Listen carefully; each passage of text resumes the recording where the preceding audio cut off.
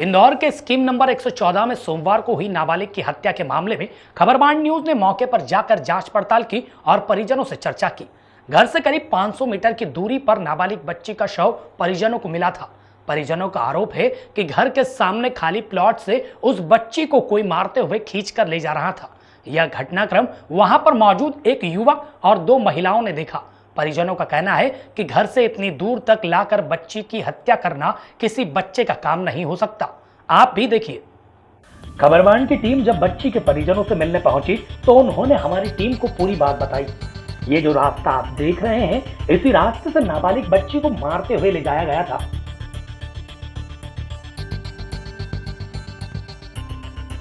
घर से 200 मीटर दूर जाने के बाद एक रास्ता उल्टे हाथ पर कटता है, जहां से नाबालिग मृतिका को ले जाया गया था। इस चौराहे से परिजन बच्ची को ढूंढने के लिए 2 गुटों में बंट गए थे। एक गुट सीधे हाथ पर बच्ची को ढूंढने के लिए गया और एक गुट बच्ची को उल्टे हाथ पर ढूंढने के लिए गया। यहाँ से थोड़ी दूर चलने पर परिजन हमें उस मैदान पर ले गए जहाँ पत्थरों के बीच उस नाबालिग बच्ची का शव मिला था। उबड़ खाबड़ रास्तों के बीच जहाँ लोगों का चलना मुश्किल हो रहा था, वहाँ पर एक नाबालिग बच्चा उस बच्ची को लेकर कैसे पहुंचा, यह बड़ा सवाल है।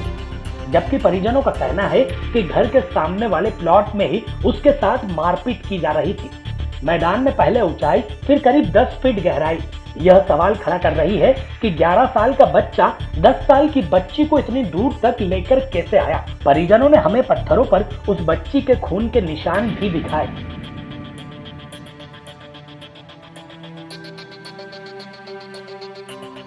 मृतिका बच्ची के पिता निर्मल लोवंशी का कहना है कि 12 साल का बच्चा 10 साल की बच्ची को यहाँ तक कैसे ला सकता है। बच्ची के पिता ने इस मामले में अन्य किसी के होने की भी आशंका जाहिर की है। उनका कहना है कि इस मामले में और कोई भी हो सकता है, क्योंकि एक बच्चा बच्ची को यहाँ तक खींचकर नहीं ला सकता। घटना आपने तो घर से यहाँ तक का सफर कर ही लिया, घटना स्थल भी आपने देख लिया कि ये हाइट है और डीप कितना है।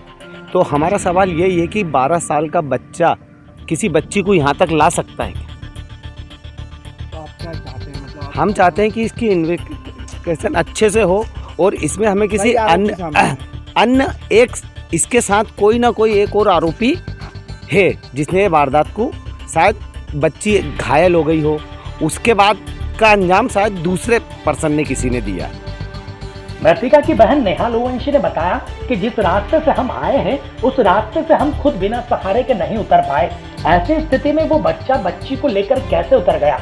शव को देखने के बाद परिजनों का कहना है कि जिस अवस्था में वो मिली थी, उससे ऐसा लग रहा है कि उसे किसी ने गोद में लाकर यहाँ लेटा दिया और उस पर पत्थर जमा दिए। नेहा ने पुलिस गिरफ्त में आए नाबालिग बच्चे की मां पर भी शंका जाहिर की है। नेहा का कहना है कि जब वो बच्ची को ढूंढ रहे थे तब उसकी मां कुछ समय के लिए गायब हो गई थी। नेहा का कहना है कि उन्हें घटनास्थल से बहुत सारी लाल रंग की टूटी हुई चूड़ियां भी मिली थी। जी, आपने जैसे देखा, यहाँ से आप खुद ही नहीं उतर सकते, ये कैमरा लेके ही नहीं उतर सकते बिना सहारे के। तो आप बताइए कि वो बच्ची को लेके कैसे उतर गया होगा। और आपने फ़ोटोज़ जो रिलीज़ हुई है, जो फ़ोटो खींची गई है बच्ची को वहाँ, वो देखी, तो ऐसी फ़ोटो है जैसे बच्ची को ऐसे रखा गया है। अगर बच्ची की हाथापाई होती या बच्ची गिरती तो वो अलग ऐसे या ऐसे एंगल में कुछ गिरती, लेकिन जैसा कि आपने देखा बच्ची ऐसे सोई हुई है जैसे घर पे सोते हैं अपन। तो किसी ने उसको गोदी में लाके रखा है और उसके बाद उस पर पत्थर जमाए हैं। कितने पत्थर मिले हैं? कम से कम 5 से 7 पत्थर थे और कुछ पत्थर पुलिस डिपार्टमेंट ले भी गया है और कुछ पत्थर का फुटेज आपने लिया है जिन पे ब्लड लगा हुआ है। हमेशा के उसकी मम्मी पर, क्योंकि उसकी मम्मी कुछ समय के लिए गायब थी जब हम बच्चे को ढूंढ रहे थे।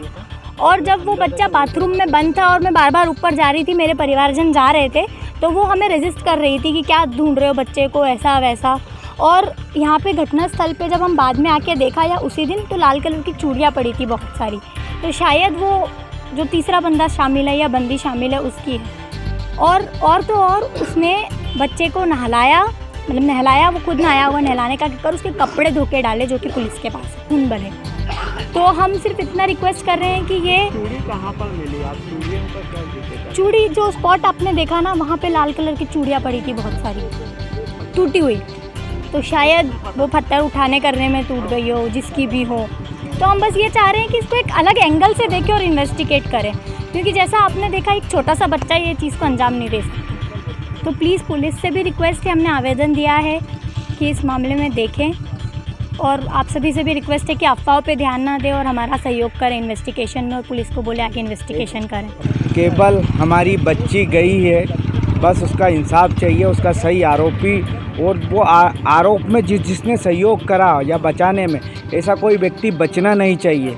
और यह है कि माँ से भी पूछताछ की जाए कि फिलहाल कहाँ है? उसके मम्मी पापा कल तक तो कस्टडी में थे, अब हमें नहीं मालूम कहाँ हैं। कितने सालों से किराए से रह रहे थे आप?